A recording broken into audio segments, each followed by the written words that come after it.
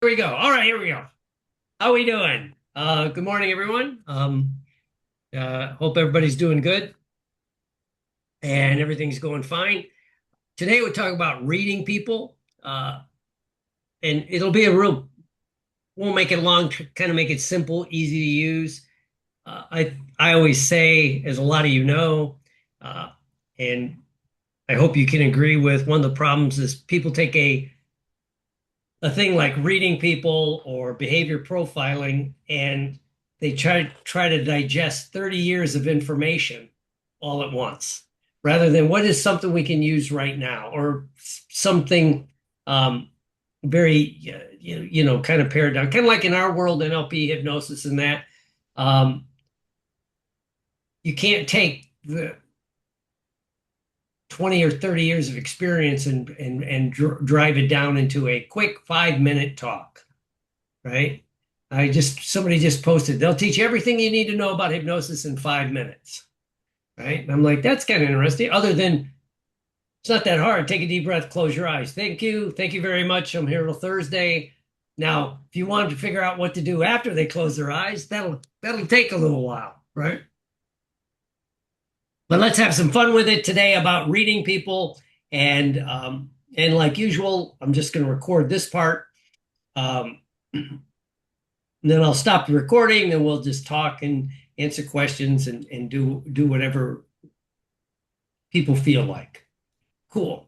So, you know, what do I mean about reading people? One of my fun things I got to take was the hostage negotiation course at Quantico at the FBI, and I did their profiling stuff. And it was kind of interesting, and that was a while ago, and they keep updating all the info. And that, a lot of this info is out there if you're going to look, excuse me, look for it. Under the Freedom of Information Act, a lot of this has been just released, right? So, but the problem is, again, I think people take a complex subject and there's a difference between making it simple and usable than just, making it. I guess the thing is, uh, the people that get this information want to teach it to others, but their main goal is to look smart, right? So when it's all over, you really won't understand anything, and it just won't work. So people are always communicating, but the trick is they're communicating more when they're not talking, and that's what we overlook, right? And you got to get a baseline. The biggest problem I have, and I heard experts talk about it, and then they'll turn around and write a book on it. But they'll take this generality, like in behavior profiling or reading people, and then make it a hard rule without getting a baseline. All of us are different. All of us have different mannerisms and things that, according to the experts, it could mean something. The classic example excuse me, got my headphones on, so I don't need them on now. So if you're, standing around like this, oh, they're closed off or they're protected or they're hiding something, that may or may, but if that's just the way I normally stand, if that's my baseline, it doesn't mean anything, right? Or even if it's, it's heard one guy talk about, he's trying to read people, and it was in a training, and he was showing a guy that was constantly standing like this, as he was talking to somebody. Well, what does this mean? And people are going, oh, it means he's lying or whatever. Well, then you come to find out, no, he just had a big lunch, like a gyros at lunch with the garlic and the onions, and he was worried that he had bad breath. So he was standing back, he was leaning back. As he would talk, he would, but if you didn't have a baseline, if you didn't actually figure out what's going on, you can't spot it, a change or a thing. And you're never looking for true deception. What changes show you is stress levels, right? When the cortisol goes up and a couple of other things, and you get stressed, that's what you can notice, right? And it'll change certain, even a traditional polygraph exam, it's only measuring stress levels. It doesn't know if you you know, you're not trying to beat the poly, as one guy said, you're not trying to beat the polygraph, trying to beat the polygraph examiner, right? Uh, we got guys working on the fence. So if you hear noises and dogs barking and things like that, don't worry about it. So anyway, what's the normal behavior? Voice, movement, energy. It's why, like, you see um, investigators, and the best you ever see are like operatives that do intelligence work, is they'll spend a long time just getting to know how you usually operate. So then they have a baseline if they're going to, to see what's going on, right? Um, and what's the tell? What's the deviation? It basically is when something shifts, then you need to pay attention, right? And again, the big mistake we see people make all the time is trying to read another person or profile them in a certain way without getting a baseline, right? Or contextual sometimes, right? Um, and it's one of the things that when you're doing this is what you're looking for at one level, if you get into the verbal level, is leakage. So the way you speak and how you're speaking, if it shifts, that'll reveal more than just the intent, right? And so what you want to do, and when I mean verbal leakage, it's things like hesitation. A big one we all do is over explaining, right? Over explaining. It's, or they'll deflect, right? It's the old, they deflect in many different ways. I should get these, they're on YouTube. I should find them and embed them in when I'm doing these training. It's like Billy just pointed out, if they're interviewing somebody or talking about a victim and the person automatically defaults to just saying it past tense, well, they were a great guy. Well, unless you know they're dead yet, you'd probably say they're a great guy. I like him, not I liked him, right? And it's like, that's why these, they always say the reason investigators hate attorneys is one of the, I was talking to an attorney. He goes, well, my job is to get your ass out of that interrogation room as quick as we can. Right? Because the longer it goes on, the more these verbiage, the leakage begins to happen. Right? So it's the deflection. Great deflection is, Billy, there's some money missing from petty cash. Do you know anything about it? If Billy's first response is, hey, I'm the deacon of the Baptist church, right? What the hell's that got to do with you stealing the money? God knows we've never seen religious icons take money. But yeah, it's like that. It's a different kind of deflection. You bring up other things, there was one, it was a good interview they showed about trying to catch a pedophile, kiddie porn guy. And when he was being confronted, he goes, how can, again, he did use I run the youth ministry at the church, which he thought would be a good thing. And I'm like, and you're just watching it going, well, if they think you're a pedophile, I don't know if youth ministry is going to like automatically, it's like, so anyway, so we want to watch that over explaining. And I do this. Here's an example I'll tell you from a real life example. And it's like, I was on stage. This is just the other night in rehearsal. And, we're getting the notes and the director said something to me about why I changed something.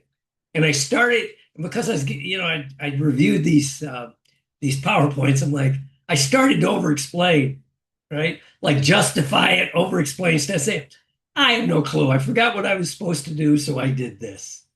But my default was, no, I thought no, I wasn't thinking. It was like, but knowledge doesn't necessarily stop all of this stuff, right? And basically, excuse me, there's the emotional incongruence that we have to look for. Words saying one thing and your body saying another, Um, it's the old, someone tells you how interested they are, but they're leaning back and their feet are pointed away from you or pointed toward the door, you know. It's you know the body the body language doesn't jive with what they're saying again after you have a baseline, you know. And again, it's the micro reactions, not the big reactions. It's the little ones, the eyebrow flash, um, you know, the timing of it, right? And usually, it's a body will change within 1 to 3 to 5 seconds max. That's what you're looking for, right? The instant micro reaction, the timing, and then you'll notice the tension. You know, the tells they always tell people to look for is the lip pursing, right? When you're talking to somebody and you ask a question, they purse their lips. At least in theory, again, this is a big generality, but if they don't do it all the time, again, going back to baseline, if suddenly they're or biting their lip like that, they're buying time to try to think about what to say, what to say, right? And again, got to go with baseline, as Captain Billy said. If they do a lot of Botox,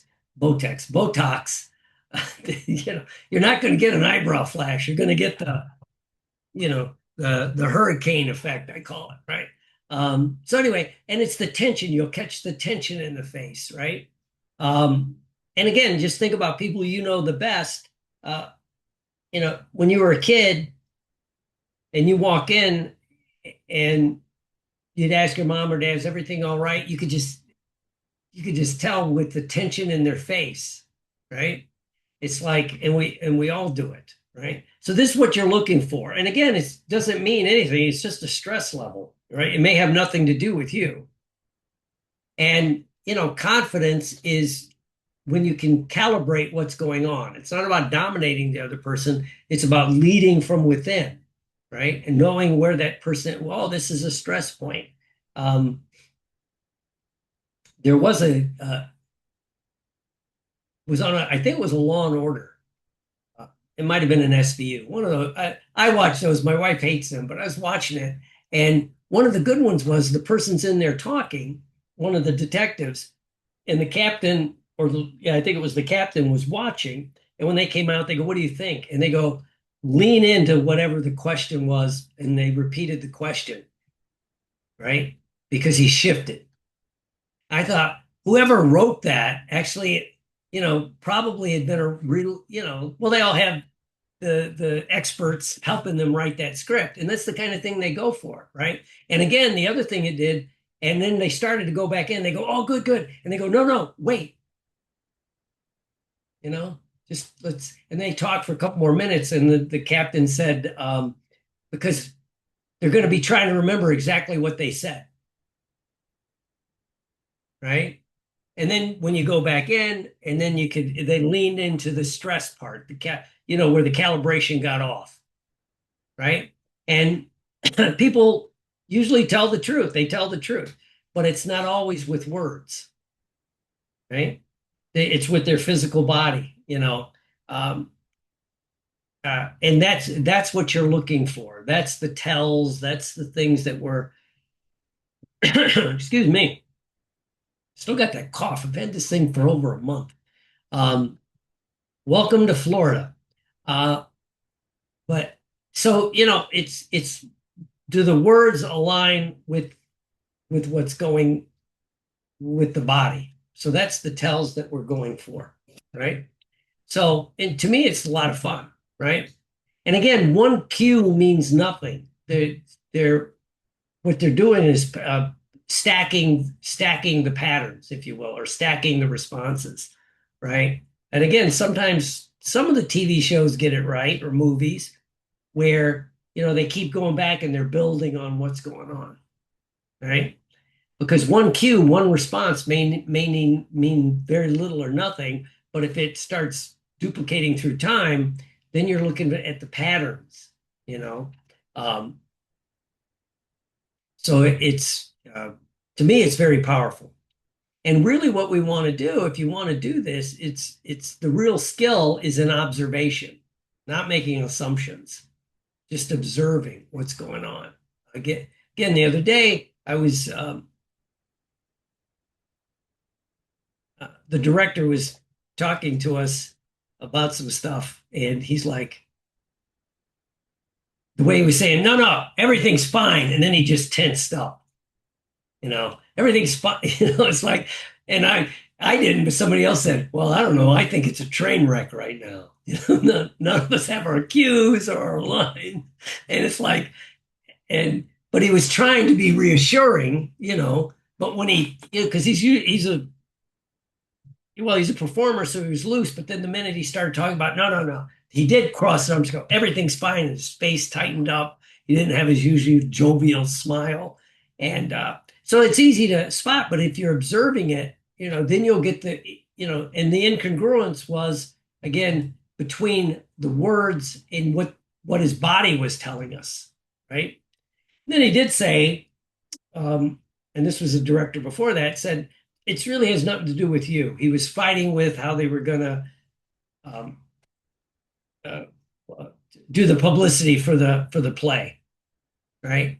And it carried over to just talking to us. So sometimes it may have not, as much as Michelle wouldn't think it's about her, it may have nothing to do with you. Yeah. So anyway, oh, and Mary Beth from Ohio is in the house. All right. Cool. Love your hair. And that was very congruent. It was very congruent, right? And the bad part is, again, if you're trying to read people, and again, you see it with people that are good at misleading people, con men, people that are, habitual liars, and that they get good at this, right? So that's just what happens, right? But if you misread jumping to assumption by jumping to assumption, yes, they speak for a living, without really, assessing the situation, situational awareness, as our friend Captain Billy would say, right? You can misread everything, and we've all done that, right? You ever walk in, if you've been in a long-term relationship or somebody you're close to, or a good co-worker you've worked with a long time, you'll misread that. Again, like I said, they're mad at you when it's because you're not used to that physicality or what's going on with them, and you'll just misread it, right? So next week we can begin. What I want to do is show you how to take some of this information and begin to morph it into ways to influence people, right? And kind of spin it that way. If somebody's trying to sell somebody something, you lean into the question like, you give them the price, and is that okay? And they're a little, you catch the verbal and their lips purse. They tighten up a little bit. No, no, it's fine, right? Well, then you know that either A, they don't believe it's worth what you're asking for, or they just don't have the money, right? And there's a sales training I took that guy was good. And he goes, first, I just want to figure out if you can't afford it, you can't afford it, unless you're one of those kind of salesmen. We see them in our NLP hypnosis and coaching world. No, no, this will pay for itself in the long run. And that's a good statement, but it's kind of fun to watch, right? So we want to learn how to influence other people using the information that they give you. Now, once you begin to look at this, you can't unsee it, right? Again, I usually don't get political, but it was fun to watch. I usually don't watch a shit, but it just happened to be on, and it was showing one of the presidential things. But every person in the cabinet that spoke, I almost could say, a blind man. Stevie Wonder could see them constantly checking with what they were saying was landing with the only person that mattered to them, right? The way I read it, it's like didn't matter what the media thought or the people watching at home. It was like, is it does it matter to the person sitting there, right? And so it's just nothing wrong with it. It's like, but once you see it, you can't unsee it, right? And so that's just a little overview of reading people. Got to get a baseline. They beat that up with in the classes I took. And then once you get the baseline, you're looking for the patterns that deviate from it, consistently, you know, not a one-off or something like that. So anyway, and again, the the the tells that you could tell easily, the clinching, pursed lips, deflection, verbal deflection, cheating out, trying to get away, things like that. So it's just kind of fun information. This is just a little one. And next week we're going to get into that. And then I'm going to do one on how to restructure your personality. That's coming up too. Neville Goddard's Untold Secret. That's what I'm calling it. How to restructure your personality. So if you have any questions, just shoot me a direct message wherever you're watching this, and have a great day.